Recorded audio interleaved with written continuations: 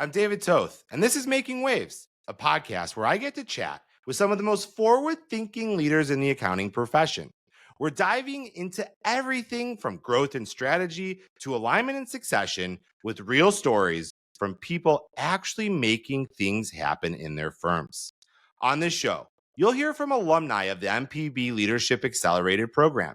These are the folks out there pushing the profession forward, even through some of the most disruptive times we've ever seen. As Chief Growth Officer at Winding River Consulting, I spend all my time working with accounting firms, helping them grow, adapt, and build stronger practices. This community, it's rapidly growing, and I'm proud to be part of something where we all learn from each other. Today, I'm joined by David Wurtzbacher, who is CEO of Ascend. Ascend was founded in January 2023 and has executed over 20 transactions in public accounting and projected to be a top 30 firm in revenue by the end of this year, 2024. Ascend's founder and CEO, David, was named by Accounting Today as one of the top 100 most influential people in accounting. I'm excited to call him a friend. David, how are you today? Great, David. I also consider you a friend. Thanks for having me on. Looking forward to the conversation. So, according to LinkedIn, you've been the founder and CEO of Ascend now for just under 2 years, about 1 year and 11 months. Everyone has expectations when tackling an investment strategy like you have with Ascend. But I wanted to talk a little bit about expectations to reality so far. How's it going? It's going great. One thing that was kind of funny for me is the opportunity kind of came into focus and we started to get going and pitching to firms before we ever had anyone join. I learned really quickly that CPAs like facts and reality a lot more than they like vision. So this expectations versus reality question is a really good one. Thankfully, we got a lot of firms to take a leap of faith and join with us in our first year in 2023.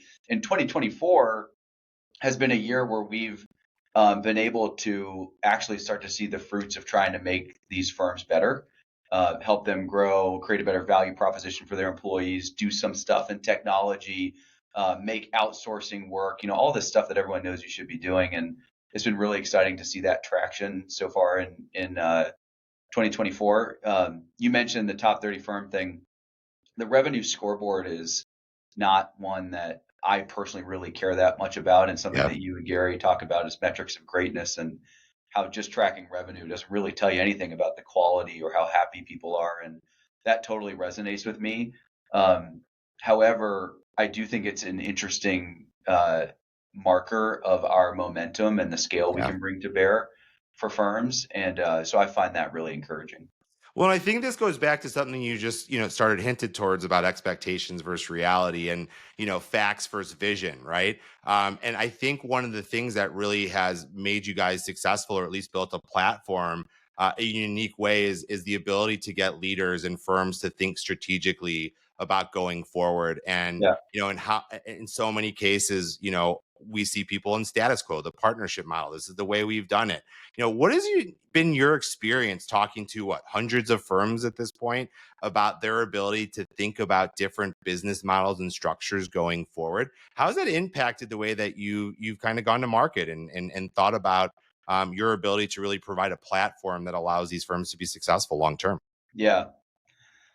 Man, there are so many partner groups that are just locked up because they can't make a decision together about, do we need to do something? Right. Like it's unfathomable to me that anyone can come up with the answer with no, we don't need to do anything. Right.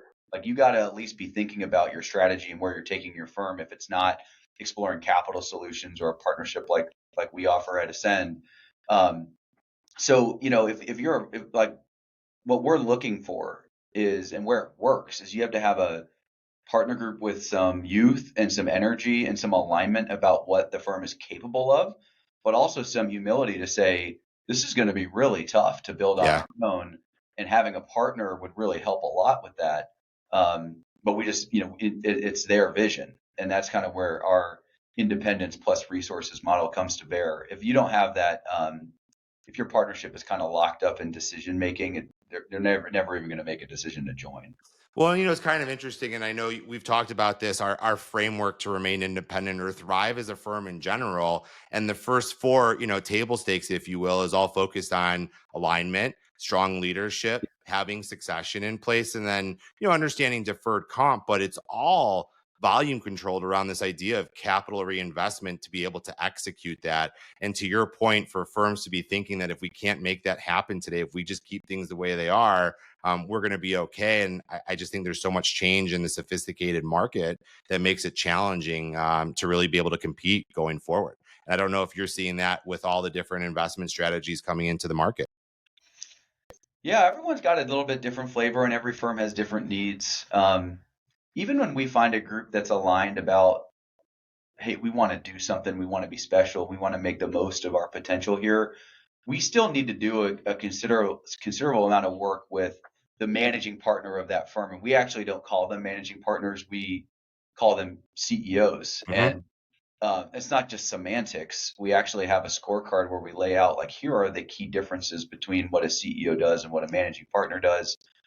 We have something called CEO Power Lunch where we bring them in and kind of try to rewire some of the things that people in the profession believe about leadership and management, and kind of send them off to go lead their firms well.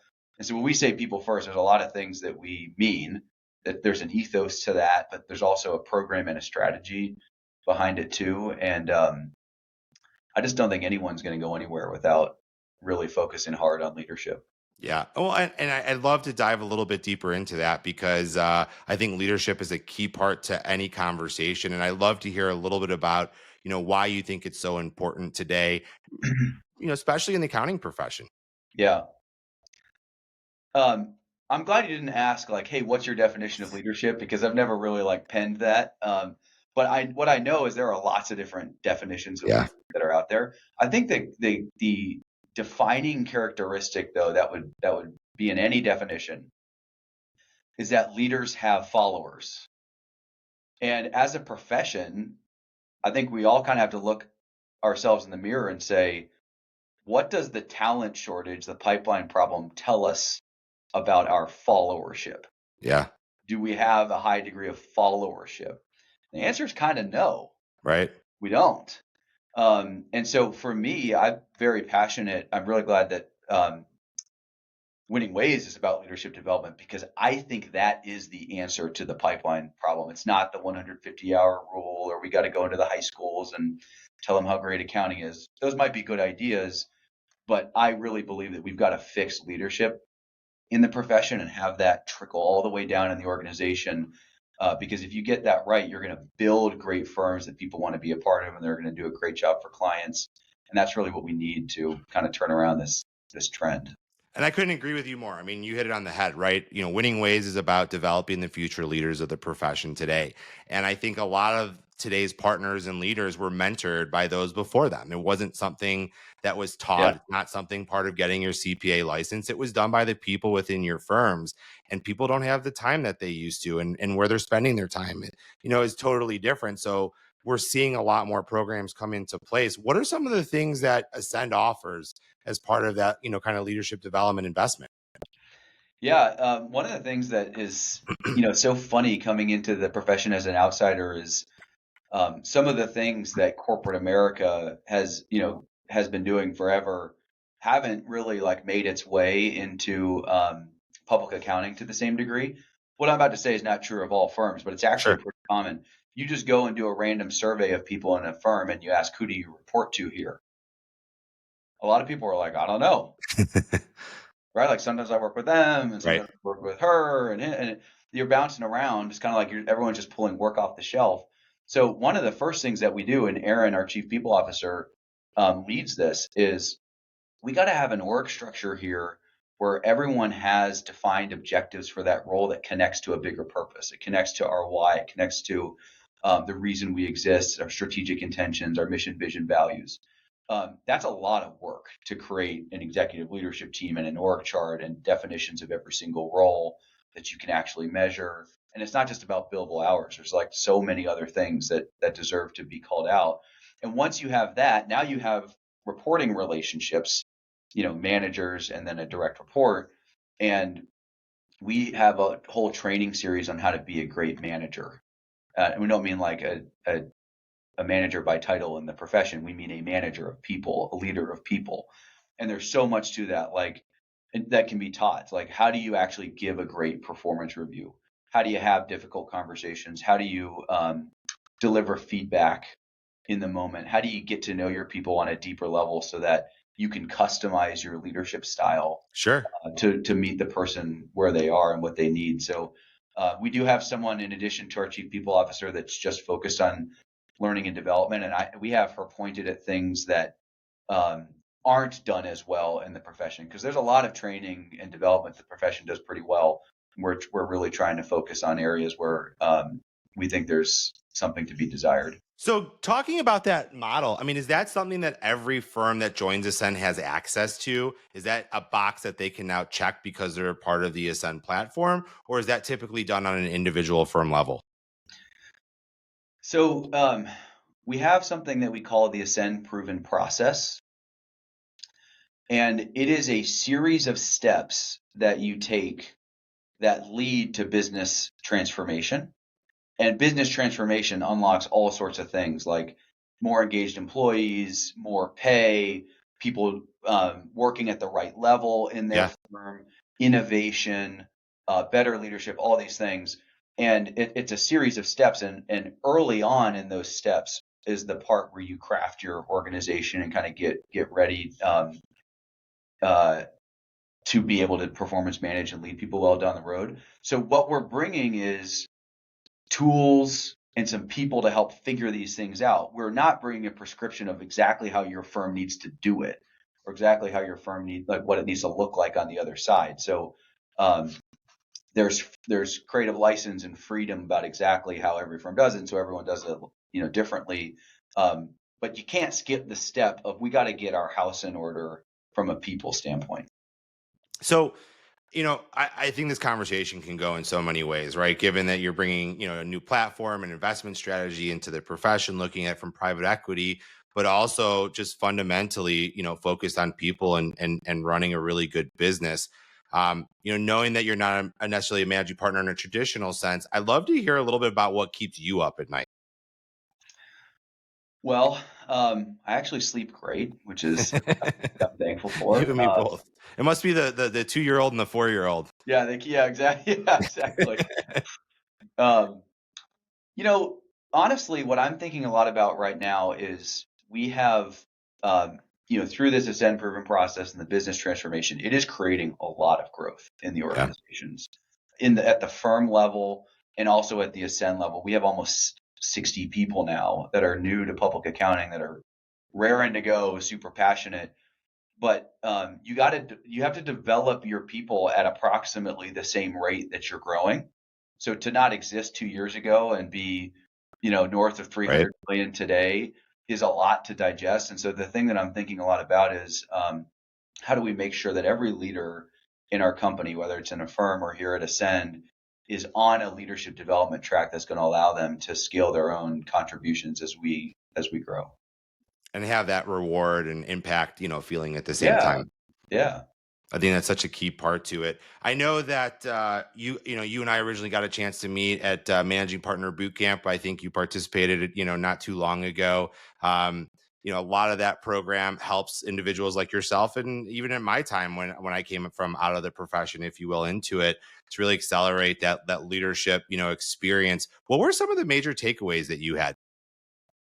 I'm so thankful you guys do it. I don't think there's anything like it, especially when you think about like 6 action-packed days in a 12-month period, or it's really not, it's like a 6-month period, Right. really. And there are other leadership programs out there, but it's like, this is our like 9-year series, to develop as a leader. It's You'll kind of like, get hey, there. I want to learn how to be a leader right now. I think that the SS&G story is amazing, and it's just Yeah. loaded with um, hard-earned wisdom that gets shared through the different sections of the content. You have a great session on digital that I loved, and probably 2 big takeaways that I would share. One is this concept that it is the managing partner's job to execute strategy.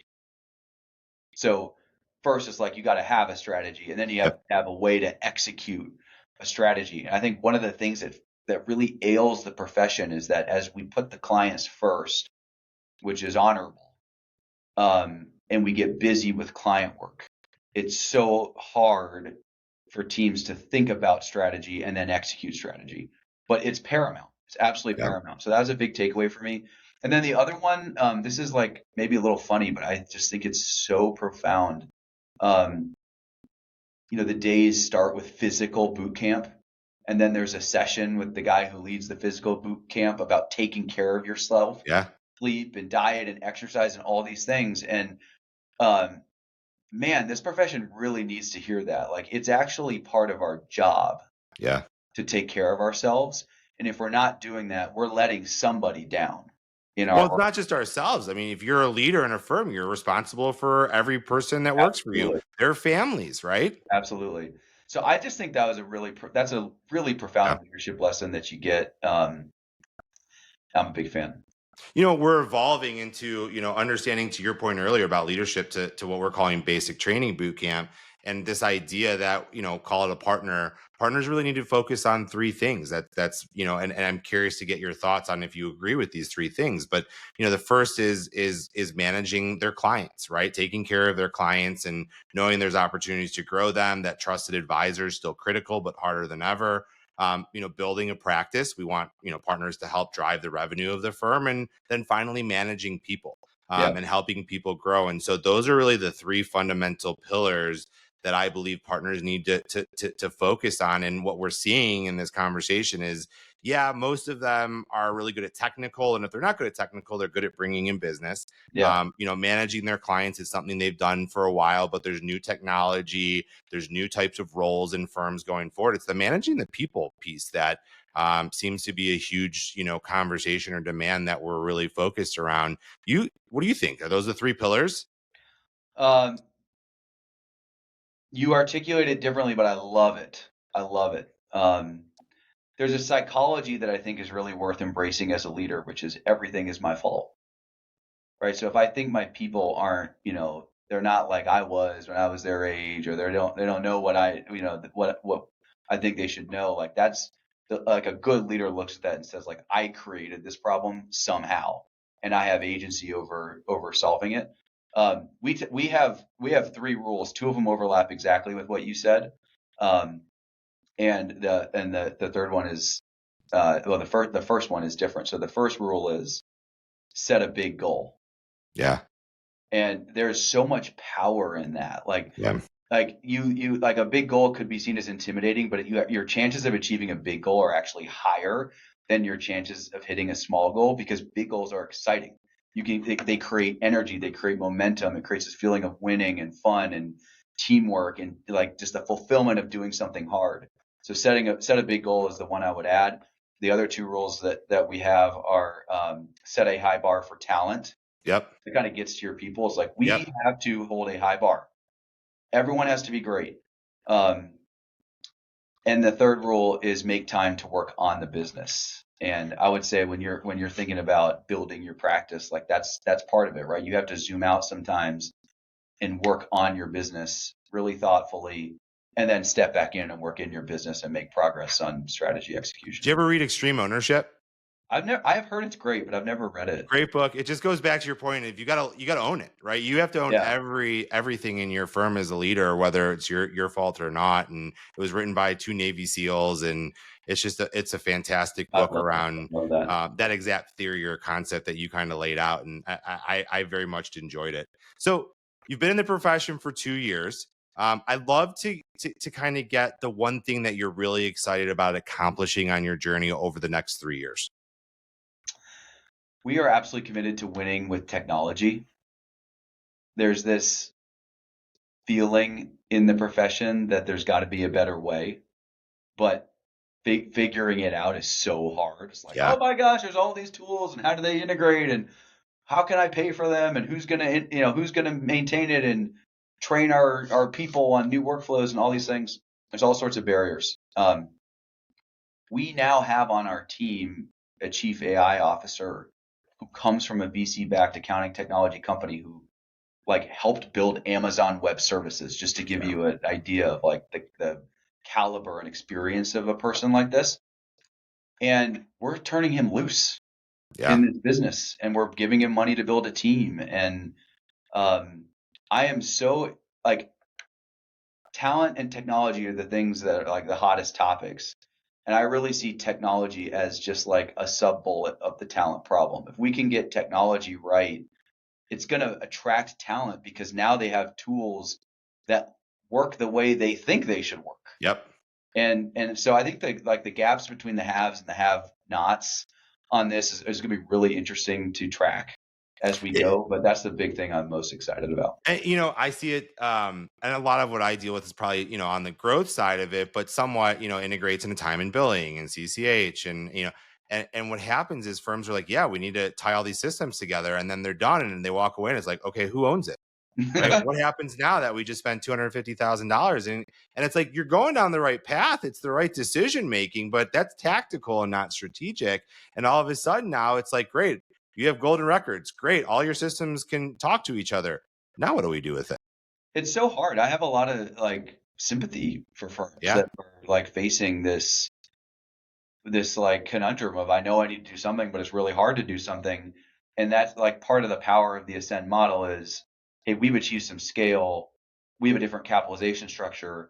We can attract talent that would not go to a regional accounting firm on their own. Yeah. But a regional accounting firm can't have access to talent like that as a part of Ascend. And it's the thing everyone's been clamoring for. And it's going to be really fun to watch it unfold.